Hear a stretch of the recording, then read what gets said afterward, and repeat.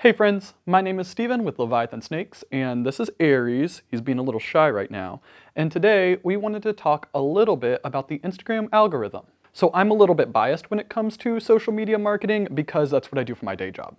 And I think that it's super important for anybody who wants to have a business in like 2021 to have a strong social media presence, and there's lots of different ways to do it, but this video isn't going to try to focus on how to do social media marketing overall. Instead, we're only going to focus on the Instagram algorithm, and understanding how it prioritizes content can help inform somebody in having a better Instagram presence. So I'm just going to kind of jump into it. There's not necessarily any particular order to this video or I'll try to say if something's like higher importance, but just because I say it first or last or anything like that doesn't necessarily matter. Before we really jump into it, I just want to explain a couple things really quick. When I say the Instagram algorithm, what I mean is the process that Instagram uses to determine which content is going to appear first on a feed and how long that content is going to appear high up on the feed. Okay? So there are lots of different factors that are taken into account when determining which piece of content, which photo, which video is going to appear first for everybody else to see, because the higher on the feed you are, the more people see you, the more likely your content is to go viral and do well and things like that. So the very first thing that we want to look at is engagement. And engagement is an overall term used to describe when an audience member likes, comments, shares, tags people in your post. Pretty much any interaction that they can do with it. That is called engagement. And there are different things that are worth more points. They don't base it off of points. But like a like is engagement, but it's not worth as much as a comment kind of thing. A comment isn't worth as much as somebody sharing your post to someone else or their own story. So the more pieces of engagement and the higher tiers of engagement that you get, the more likely your content is to be high quality, if you can think of it like that. It's not necessarily that the picture is just beautiful or it's super funny, but Instagram's algorithm views highly engaging content as high quality, and they want to promote high quality content over low quality content. That's why it's very rare to see just an awful, ugly picture trending on hashtags. So we'll get to this a little bit more in a second in regards to hashtags, but right now we're just talking about overall engagement. What you want to do when you are creating your content is try to find pieces that will get people to like them, that will get people to comment, that will get people to share them. And a lot of times that's funny things, beautiful things, unexpected things. But all of that's a different conversation. Right now we're only talking about the algorithm. So using engagement as our base point, we're going to kind of build on that for a little bit. So a really simple thing to keep in mind is that newer content is better than old content. So you might have a post that was a year ago and had 500 people like it and like 50 comments, but it's not going to appear on any feeds right now because it's so old. It's not trending, it's not new. Instagram's algorithm assumes that people have already seen it, and if they haven't seen it, then it's not that big of a deal anymore. But if you have a new piece of content, like you just post it, and within a day you get 500 people liking it and 50 comments, that is much more likely to start trending on Instagram's algorithm, because they're like, oh man, he just posted this and it had so much engagement in such a short amount of time, it must be high quality. And if it's high quality, they're going to promote it to other people. And this goes with both hashtags and your own followers. So that's actually right there. The third point I want to hit on is your own followers. They are probably the most important aspect beyond engagement itself to determine whether or not your posts will trend on hashtags. Because not everybody who is following you is going to see your content. In addition, not everybody who sees your content is going to engage with it.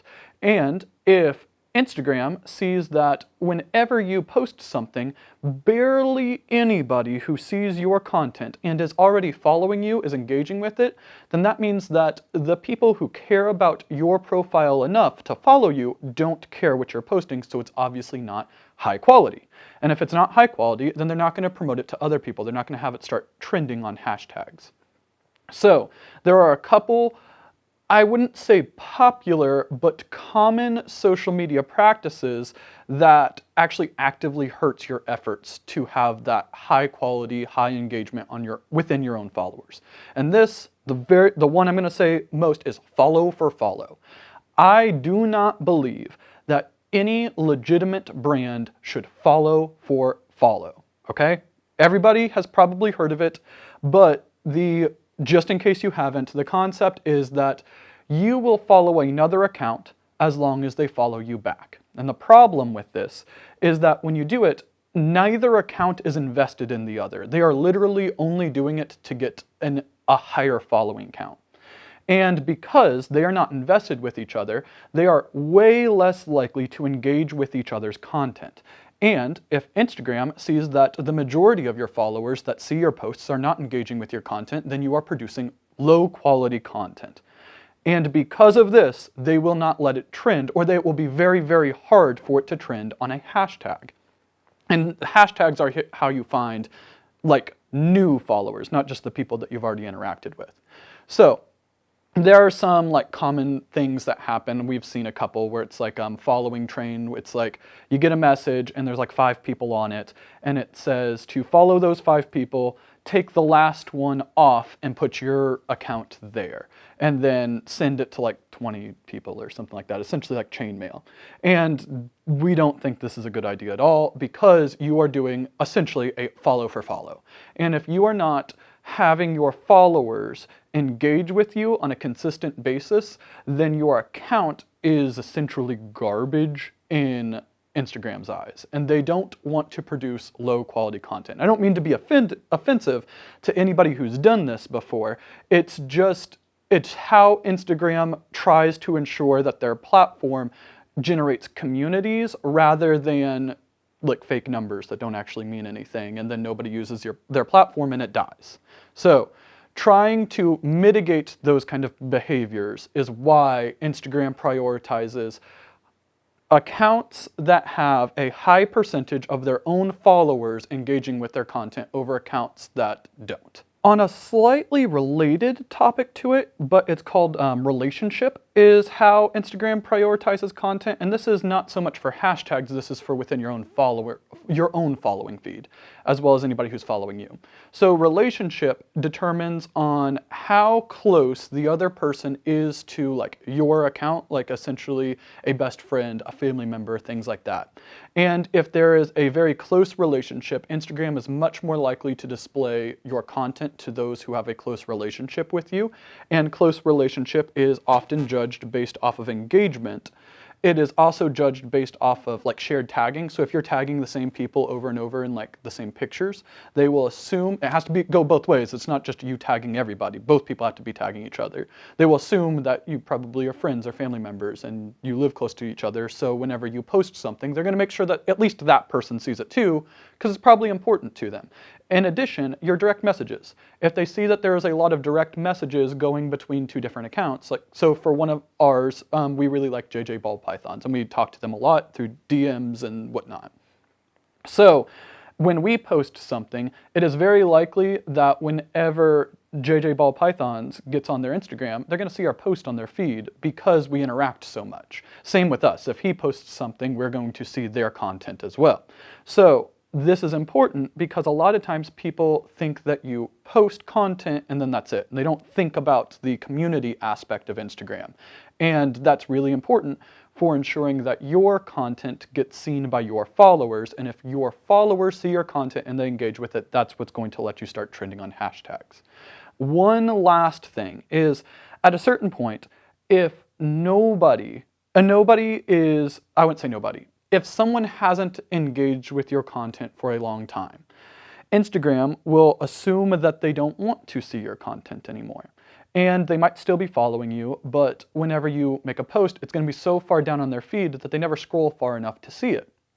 So because of this, it's good practice to occasionally try to have ways for all of your followers to engage with you. And this is, I believe, one of the best ways to do it is to go to them and engage with their content. So just every now and then, just try to go to find somebody that you are following that you haven't talked to for a while and just re-engage conversation. Because one, it helps build community, and that's like the goal behind all of Instagram's stuff, is to help strengthen the online community on their platform. And two, if you engage with them, there's a very, very high likelihood they'll come over and engage with you, because they'll be like, oh yeah, we haven't talked to Leviathan Snakes for a while. Let's jump over there and comment on some of their pictures or send them a message. And doing that will increase our relationship again. And once our relationship is increased and we make a post, they're more likely to see it. And if they're more likely to see it, and we've already engaged with them recently, and they like it, we are more likely to do better on Instagram's overall algorithm because we are nurturing our followers. Not related to the algorithm, but it is very, very important to Instagram overall and how it operates. But Instagram does its best to mitigate spammy behavior and abusive behavior and pretty much things that they don't think would make good community. So one of these are people following others and after they followed them, unfollowing them. And that's it. And they're literally only doing it to try to get a higher follower count. And again, that's the wrong way to think about social media, especially Instagram. It's you want the highest engagement rate, which is the percentage of people seeing your content and engaging with it. All right, but back on topic. So there's limits that you can do. So in an hour's worth of time, you have a set amount. I don't know what it is off the top of my head. I don't even know if they've actually published it. But you are only allowed to follow a certain number of accounts within every hour, as well as unfollow a certain number of accounts within every hour. And they're the same. So if you follow, I'm going to make up a number because it's not this, but let's say that you have a limit of 10. And you follow 5 accounts, and then you go onto your feed and you unfollow 6, that broke the limit and it can shadow ban your account. So that's the first step. In shadow ban, pretty much you don't see anything like wrong with your account, but they will not display your posts to anybody that is not following you. So pretty much what happens in that situation is that you are cutting your knees off on trying to get content trending on hashtags, which is the real way that most people grow their accounts.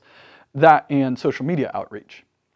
So there's that. If you keep doing it, they will get to the point where they will suspend abilities of your account. So they can suspend your ability to comment. They can suspend your ability to like. They can suspend your ability to post. If you keep doing it, they can give you a certain length of ban. So this could be a week where you are not able to do anything except go on and look on your page. And eventually, if it keeps going, if you never stop, they'll just kick you off the platform entirely. And you lose all of the work that you've done trying to get it. And one of the ways that this happens is through spamming people with friend requests and then mass unfollowing people at once. In addition, the problem about unfollowing people is that you aren't, most of the time when people unfollow each other, it isn't because the person did anything wrong. It's that the person unfollowing them only cared about having a high follower count and a low following account, which doesn't do anything. Your following account doesn't mean anything to your profile and your algorithm. You can follow as many people as you want, but that's really it. It's just like kind of a vanity type of thing, and it doesn't do anything. So my advice is don't follow for follow, don't mass follow people with the hopes that they follow you back, and don't go through and mass unfollow people because you can get your account shadow banned and you can get actually suspended. So just be careful. That doesn't have to do with the algorithm, but part of the way Instagram operates. In addition to time, engagement, relationship, those kind of factors, Instagram will partially promote your content to other people based off of geolocation.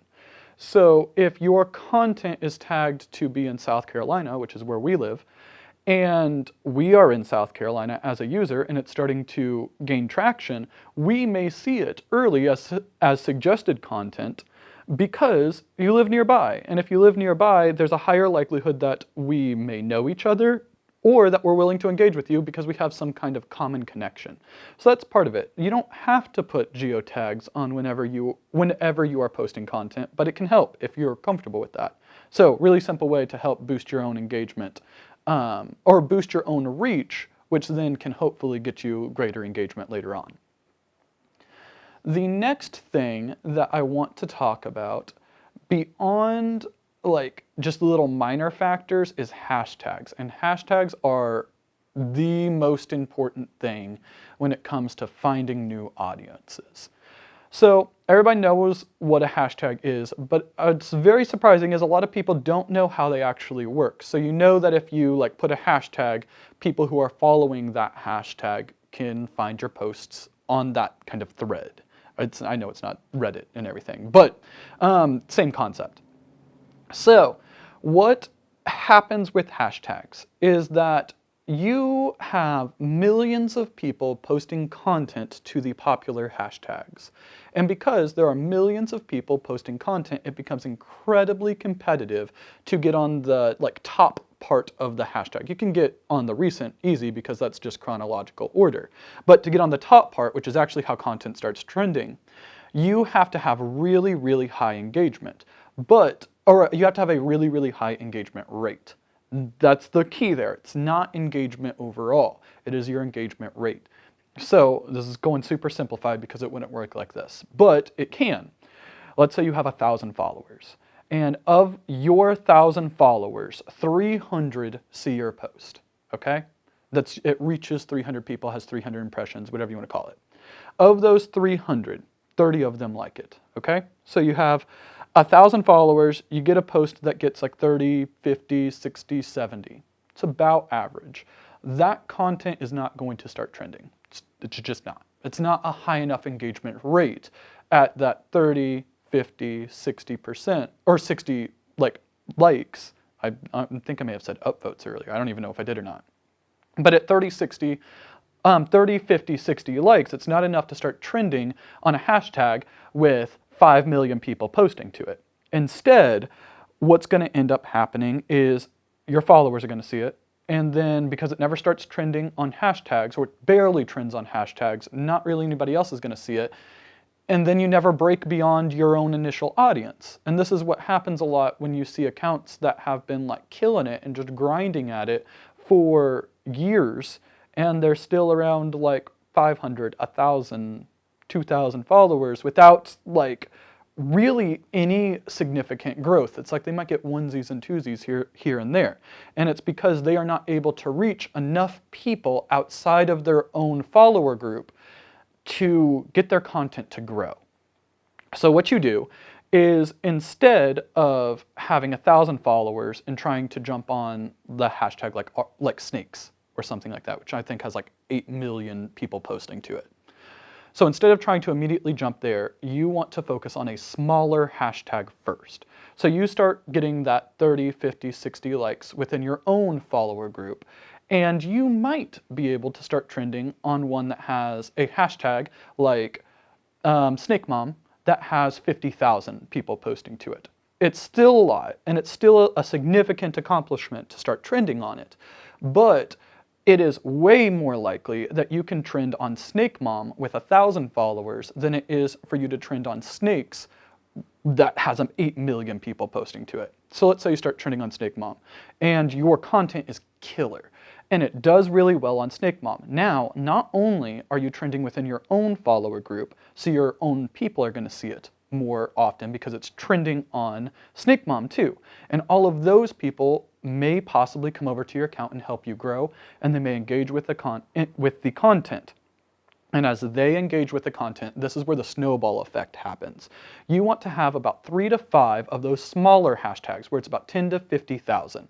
And then as they start trending, the algorithm will kick your content up on higher, more popular hashtags. So you might jump over to reptiles, which has 300,000 people posting to it, I think. I'd have to look that up. And then if you do well on reptiles, now they might kick you up to ball pythons, which has like 1 million. And then finally, if you do awesome on ball pythons, they might kick you up to snakes. So you couldn't have gotten immediately to snakes hashtag and trending on it with 1,000 followers just by only doing the hashtag snakes. But by using all of the other hashtags as stepping stones with 1,000 followers, you can trend on it. And this is how you can see accounts with 1,000, 1,500, 2,000 followers get posts that are consistently getting 500, 600, 700, 1,000 likes. It's not that every single person on their followers is engaging with the content, because not everybody's seeing it. Instead, there's just enough people from their own followers engaging with it that Instagram will say, oh, this is high quality content. We are going to make this start trending on our hashtags. And it's all of those people engaging with it is how it works.